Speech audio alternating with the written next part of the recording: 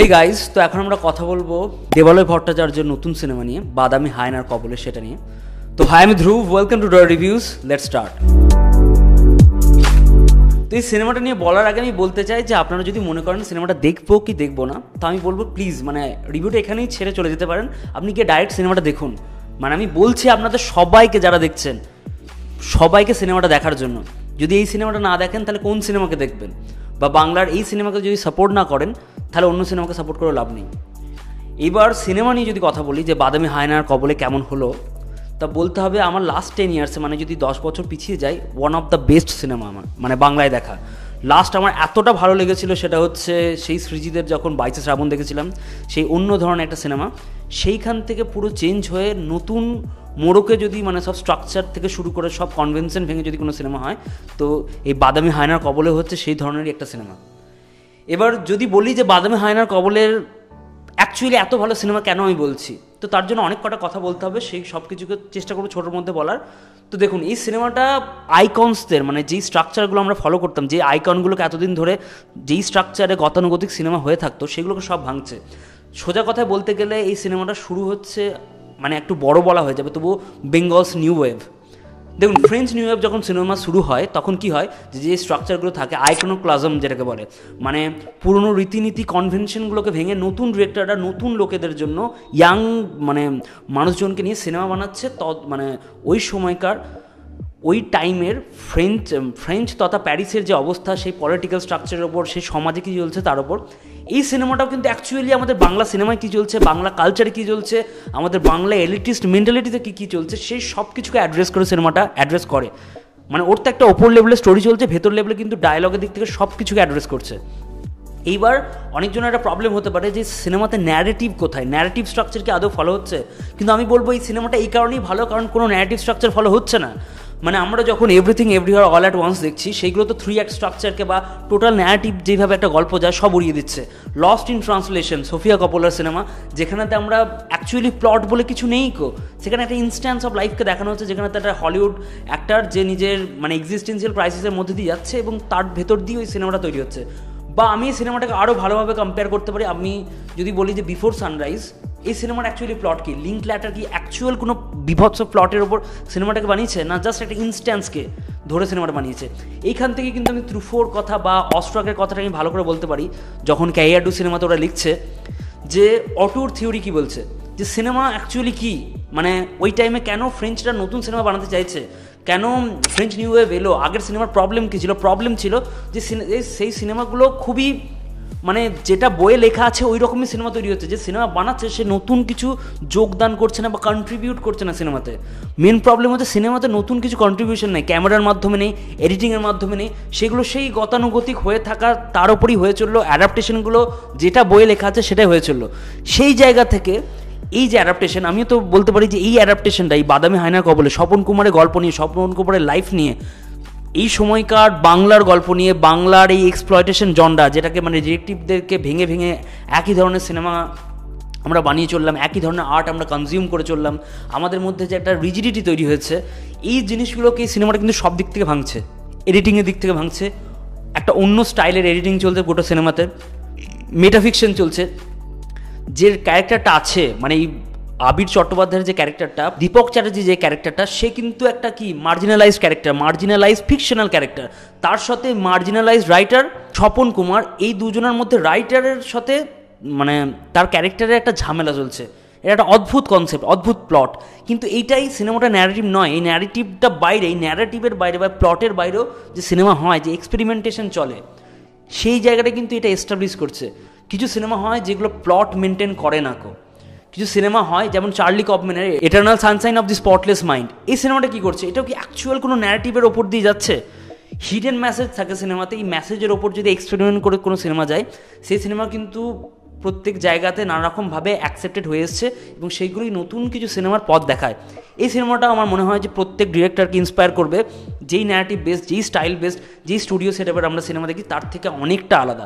এবং আবির চট্টোপাধ্যায় বলেছিল যে দেবালয় ভট্টাচার্য তাকে এমন আনকমন জায়গায় শুটিং করিয়েছে যেগুলোতে আগে কিন্তু বাংলা তথা অন্য কোনো ইন্ডিয়ান সিনেমার শ্যুট হয় না, কলকাতার পাশে বা কলকাতার ভেতরে সেই সব জায়গায়। এবার দেখুন, সিনেমাটা কিন্তু প্রচুর জায়গা টাচ করছে। এবং প্রচুর জায়গা টাচ করছে, ওই কারণে অনেকজনে ভাবছে যে সিনেমাতে রিপিটেশন আসছে বা ডায়লগের রিপিটেশন আসছে, মেন প্লট লাইন কিছু নেই বা মেন ভিলেন কিছু নেই। কিন্তু মেন ভিলেন তো এখানে আছে, যদি বুঝতে পারেন তাহলেই বুঝবেন। যদি সিনেমাটা দেখে থাকেন তাহলে আপনি অ্যাকচুয়ালি জানবেন মেন ভিলেন লাস্টে অ্যাড্রেস করা হচ্ছে। বাদামি হায়না এটা একটা ফেস, এটা একটা কভারের আন্ডারে একটা প্রবলেম আছে। জওয়ান যেমন ডিফারেন্টভাবে তার প্রবলেমকে অ্যাড্রেস করেছিল, এই সিনেমাটা কিন্তু মেটাফিকশনের থ্রুতে মাসালা জনরায় না গিয়ে একটা অন্য স্টাইলে কিন্তু মেন প্রবলেমটাকে অ্যাড্রেস করছে। এই সিনেমাটা পুরোপুরি আদ্যপ্রান্ত একটা পলিটিক্যাল সিনেমা, একটা স্যাটায়ার করছে আমাদের কালচারকে, বেঙ্গলির ইল মেন্টালিটিকে, একটা মানে গেট কিপিংকে, সব জিনিসকে এবং আমাদের চয়েসগুলোকে, এই সব কিছুকে কিন্তু স্যাটায়ার হিসেবে প্রেজেন্ট করা হচ্ছে স্যাটায়ার হিসেবে কি ন্যারেটিভ স্ট্রাকচারকে। কালার গ্রেডিং দেখুন, যেভাবে আলোর প্রভাব পড়েছে, যেভাবে বিজিএমগুলোকে কিন করা হচ্ছে, মেঘদোলের শিবুকে দিয়ে গান গাওয়ানো হচ্ছে, নির্বাসিত চাঁদ যে গানটা হয়েছে সেখানে তো একটা তো বোঝা যাচ্ছে যে নির্বাসন হচ্ছে কার, আমাদের প্রোটাগনিস্ট দীপক চ্যাটার্জি যে ক্যারেক্টারটা, সে হারিয়ে যাওয়া ক্যারেক্টার বা তার রাইটার, সেও নির্বাসনে আছে। এবং সে যখন রিয়েল লাইফের ইন্সপিরেশন, ওই রাইটারটা নিজের জীবনের নানারকম চরিত্রকে দিয়ে লাস্ট মোমেন্টে গল্পটা লিখছে, ওই রাইটারের যে মেন্টালিটি কিন্তু সেটাকেও মেলোড্রামা হিসেবে প্রেজেন্ট করা হয়নি। তার যে শিয়ালদার কাহিনীটা, সে যে ওই নেশার ঘোরেতে জাস্ট টাকা পাওয়ার জন্য লাস্ট মোমেন্টে গল্পটা ফিনিশ করছে, সেখানে বোঝা যাচ্ছে যে তখনকার দিনে রাইটারের মধ্যেও কিন্তু একটা প্রেশার থাকতো যে তাকে রাইটিংটা ফিনিশ করতে হবে, না হলে তার সংসারও চলবে না, কারণ সেটাই হচ্ছে তার রুজি রোজগার। সেইখান থেকে তুলে আমাদের ফিকশনাল ক্যারেক্টারটারও মার্জিনালাইজেশন বোঝানো হচ্ছে।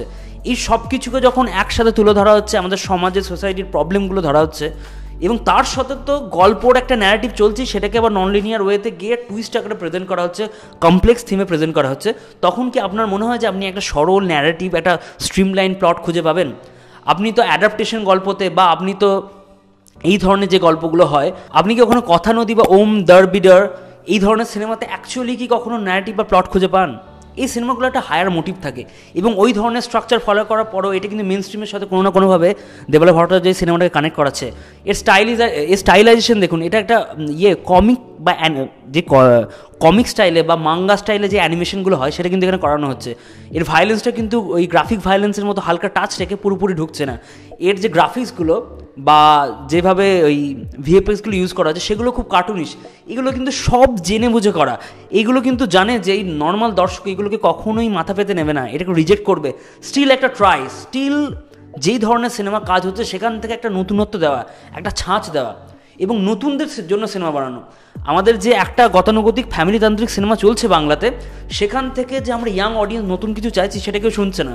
সেই জায়গা থেকে ইয়াংদের জন্য সিনেমা বানানো, এইটা কি বলে new wave cinema. What is new wave cinema?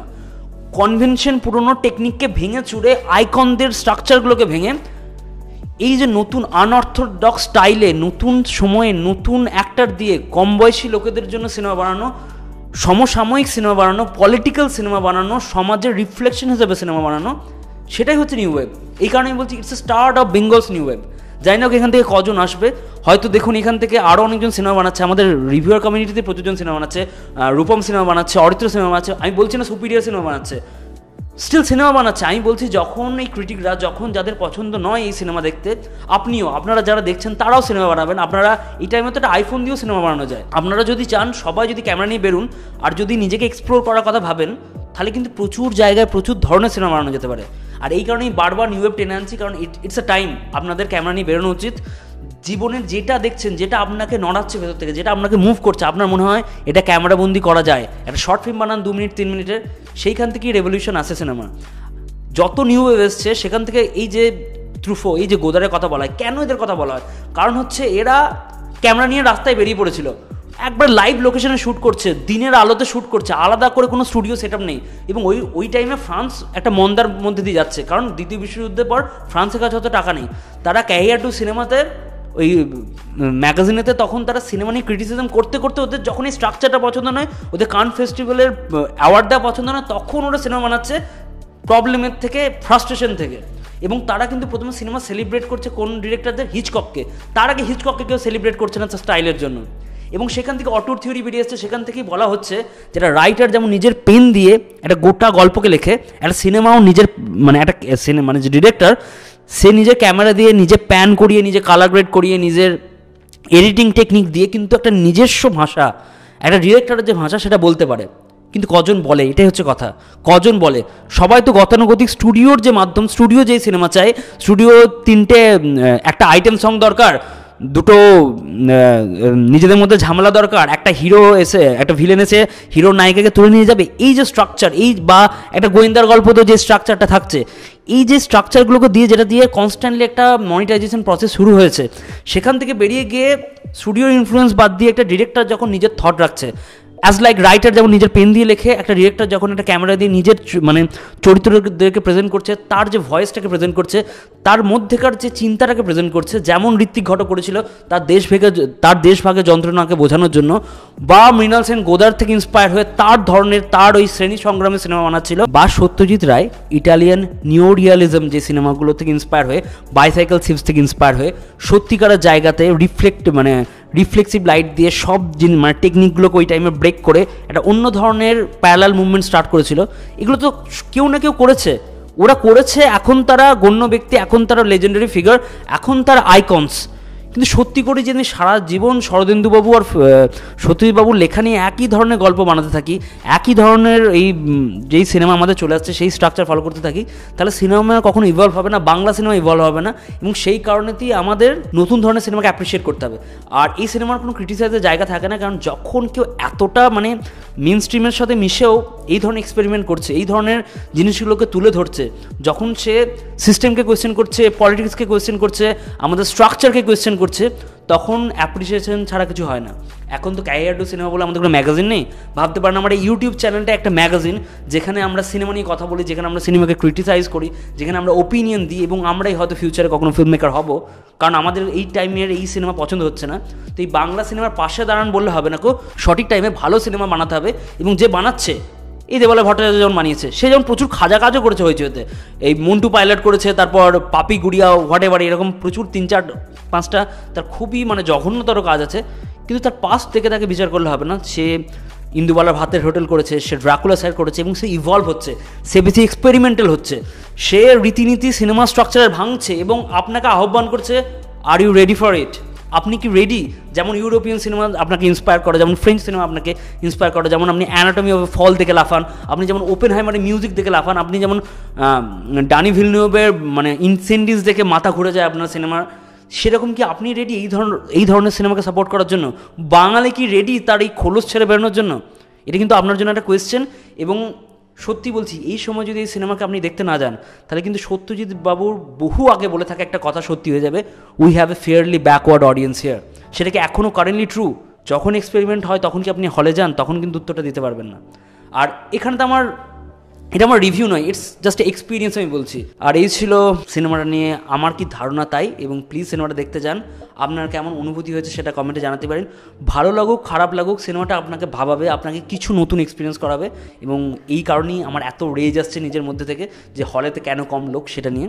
তো প্লিজ ভালো সিনেমাকে সাপোর্ট করুন, দেখুন ভালো সিনেমা। আর ভিডিওটা ভালো লাগলে like, share, subscribe whatever, যদি আপনার ইচ্ছা থাকে আপনি ডিসলাইকও করতে পারেন। Thank you.